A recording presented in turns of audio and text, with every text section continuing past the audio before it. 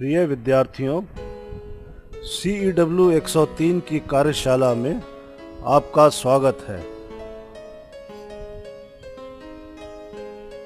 आज हम जो अभ्यास करने जा रहे हैं उसका उद्देश्य इस प्रकार है: स्टील रूल का अध्ययन और इसके प्रयोग से विभिन्न उपसाधनों की लंबाई व चौड़ाई को नापने का अभ्यास करना।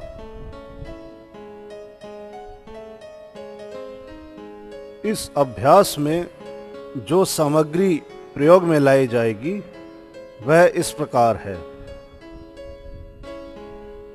Steel rule 30 centimetre,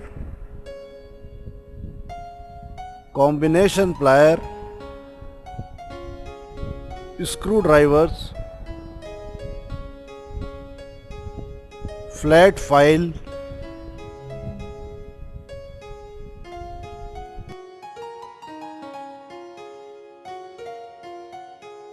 drill bit,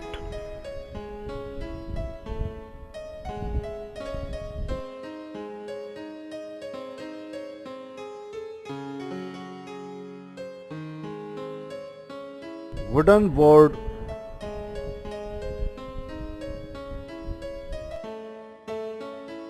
round block,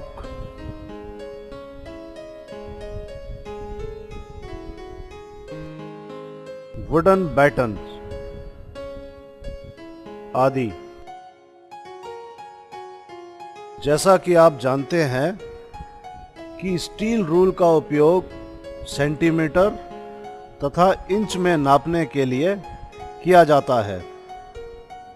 यह 0.5 मिलीमीटर तथा 1/64 इंच तक नाप सकता है। इस रूल में ऊपर की ओर मीट्रिक इकाई और नीचे की ओर ब्रिटिश इकाई होती है। सामान्यतः स्टील रूल 6 इंच, 12 इंच व 24 इंच की लंबाई में उपलब्ध होते हैं। यदि सेंटीमीटर में देखें तो 15 सेंटीमीटर, 30 सेंटीमीटर व 60 सेंटीमीटर की लंबाई में उपलब्ध होते हैं।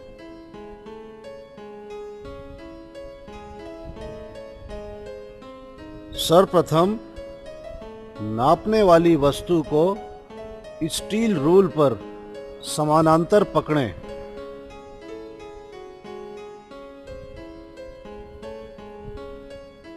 अब दोनों प्रणाली में अर्थात सेंटीमीटर तथा इंच में वस्तु को नापें व प्रेक्षण तालिका में परिणाम लिखें।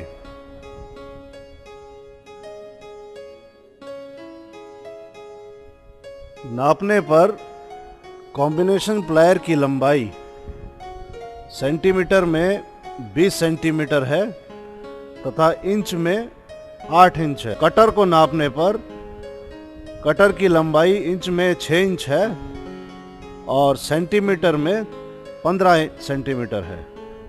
अब देखिए, स्क्रू ड्राइवर को नापने पर इसकी लंबाई 9 इंच करीब है और यदि सेंटीमीटर में देखें तो लगभग 23 सेंटीमीटर करीब यह स्क्रू ड्राइवर लंबा है। छोटी हैकसॉ को नापें और उसका अगर ब्लेड नापें तो उसके ब्लेड की लंबाई 6 इंच है और सेंटीमीटर में 15 सेंटीमीटर करीब है। अब देखिए, एक ट्रायंगुलर फाइल को नापा जा रहा है। ट्रायंगुलर फाइल की लंबाई उसके हैंडल समेत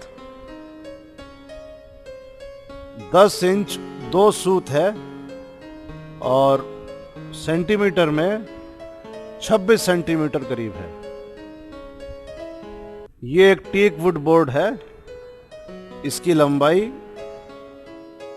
लगभग 7 इंच है व सेंटीमीटर में 17 सेंटीमीटर करीब है तथा इस बोर्ड की चौड़ाई 4 इंच करीब है व सेंटीमीटर में 9.5 सेंटीमीटर करीब है। राउंड ब्लॉक का व्यास तकरीबन 3.25 इंच करीब है, वह सेंटीमीटर में 9 सेंटीमीटर करीब है।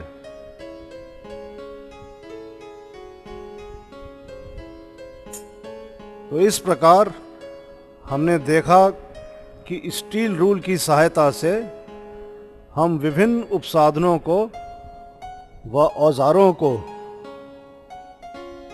लंबाई चौड़ाई में नाप सकते हैं व जांच सकते हैं कि उनकी लंबाई चौड़ाई सही साइज में है या नहीं। स्टील रूल से संबंधित सावधानियां इस प्रकार हैं। नापते समय प्रेक्षण बहुत सावधानी से लेना चाहिए। बरसात के दिनों में स्टील रूल पर तेल की पतली परत लगानी चाहिए जिससे उस पर जंग ना लगे। स्टील रूल के किनारों को घिसने और टूटने से बचाना चाहिए। स्टील रूल को एक समान सतह पर रखना चाहिए।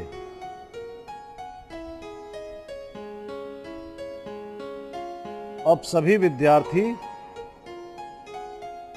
विभिन्न उपसाधनों को नापकर उनकी लंबाई व चौड़ाई को प्रेक्षण तालिका में लिखें।